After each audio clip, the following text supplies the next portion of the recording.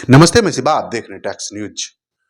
बड़ी खबर महाराष्ट्र से निकल कर आ रही है, जहां पर महायुक्ति में मुख्यमंत्री पद का रेस में महासंग्राम छिड़ा हुआ है। अभी तक ये तय नहीं हुआ है जो आखिरकार महाराष्ट्र का मुख्यमंत्री कौन होगा। आपको बताते चले 5 सितंबर को महायुक्ति ने शपथ ग्रहण समारोह का डेट तय किया है, लेकिन ये बढ़ भी सकता है क्योंकि जब मुख्यमंत्री का नाम ही नहीं तय हुआ है तो आखिरकार शपथ ग्रहण लेगा कौन। मैं इसलिए बोल रहा हूं क्योंकि आपको बता दें, बीजेपी को ज्यादा सीट मिलने के बाद उन्होंने अपना मुख्यमंत्री उतारने का जो फैसला किया है, इससे उनके गठबंधन का एनसीपी नेता और एकनाथ शिंदे के शिवसेना दोनों नाराज चल रहे हैं। जी हाँ दोस्तों, आपको बता दें, नाराजगी इतनी ज्यादा बढ़ चुकी है जो कि एकनाथ शिंदे का तबियत बिगड़ चुका है और वो एनडीए की मीटिंग छोड़कर अपने गांव रवाना हो गए, जहां वो शांति ढूंढ रहे हैं। आपको बता दें, एकनाथ शिंदे महायुक्ति का सीएम थे, लेकिन अब बीजेपी पार्टी का एक ऐसा बयान आया जिससे शिवसेना के शिंदे काफी नाराज चल रहे हैं। वो अब इस फैसले से असहमत जता रहे हैं जो आखिरकार गठबंधन में ऐसा कोई भी बात तय नहीं हुआ था जो कि जिसकी ज्यादा सीट आएगा वो मुख्यमंत्री बनेगा।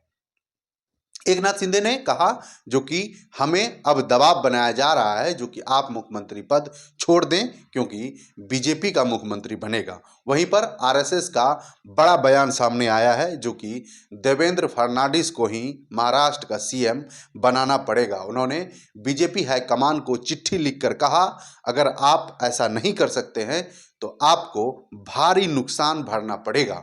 उन्होंने कहा जो कि मैं बीजेपी अध्यक्ष को चिट्ठी लिखकर ये बात का दावा किया हूं जो कि अब महाराष्ट्र में जल्दी से जल्दी मुख्यमंत्री पद के नाम का फैसला सुनाया जाए, साथ ही साथ देवेंद्र फडणवीस को मुख्यमंत्री का नाम घोषित किया जाए। अगर ऐसा नहीं होता है तो फिर बीजेपी और आरएसएस की भीतरघात को बीजेपी को बहुत ज्यादा नुकसान झेलना पड़ जाएगा। महाराष्ट्र चुनाव में, साथ ही साथ हरियाणा चुनाव में आरएसएस बीजेपी के लिए जमीनी स्तर पर बड़े जोर से काम किए क्योंकि उनका मतभेद आरएसएस के साथ में होना और बीजेपी का ग्रेड लेवल नीचे गिरना ये तय रहता है।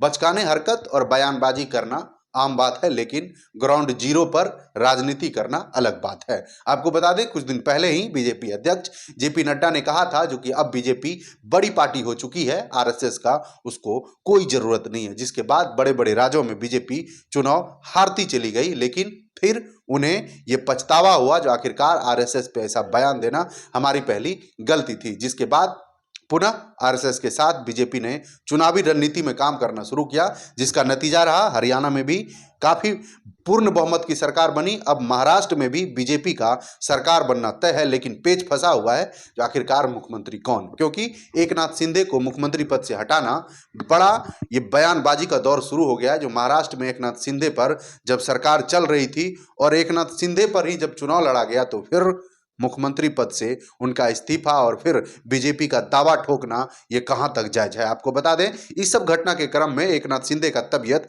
बिगड़ चुका है। वो अपने गांव चले गए हैं एनडीए की मीटिंग छोड़कर, लेकिन 5 सितंबर को ये शपथ ग्रहण समारोह होगा, ये तय हो गया है। लेकिन इस तय में आगे का डेट भी बढ़ सकता है क्योंकि मुख्यमंत्री नाम का भी कोई फैसला नहीं हुआ है। जी हाँ दोस्तों, आपको बता दें, 3 गठबंधन में बड़े पार्टी हैं, शरद पवार एनसीपी, और उसके बाद क्या कहते हैं अपना ये शिवसेना और बीजेपी। बीजेपी को ज्यादा सीट मिलने के बाद वो अब सीएम पद पर अपना दावा ठोक रहे हैं। वहीं पर एकनाथ शिंदे के शिवसेना ने भी बड़े मंत्रालय का डिमांड कर दिए, साथ ही साथ उन्होंने ये भी दावा किया जो कि केंद्र में भी हमें बड़े हिस्सेदारी चाहिए। जैसे बिहार में नीतीश कुमार को बड़ा जिम्मा और बड़ा हिस्सेदारी मिला है, सेम उसी तरह हमें भी मिलना चाहिए, नहीं तो हम गठबंधन से अलग हो जाएंगे, क्योंकि हम महाराष्ट्र की राजनीति के लिए जाने जाते हैं, ना ही कि देश की राजनीति के लिए। उन्होंने ये भी कहा जो कि बीजेपी पार्टी अगर ये चाह रही है हमें 132 सीट आ गया तो हम ही सब कुछ हैं, तो ये बीजेपी पार्टी के लिए बहुत बड़ा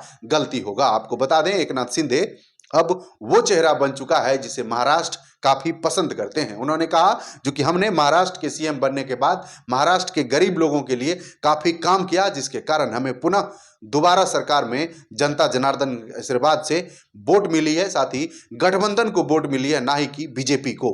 बड़ा पेच फंसता दिख रहा है महाराष्ट्र में आखिरकार बीजेपी अपनी मुख्यमंत्री का दांव चलकर बुरी तरह फंस चुकी है, क्योंकि दोनों पार्टी का सहमति अभी तक क्लियर नहीं हुआ पाया है जो कि मुख्यमंत्री कौन बनेगा। आपका क्या राय है कमेंट बॉक्स में जरूर बताइएगा। तब तक के लिए शुक्रिया।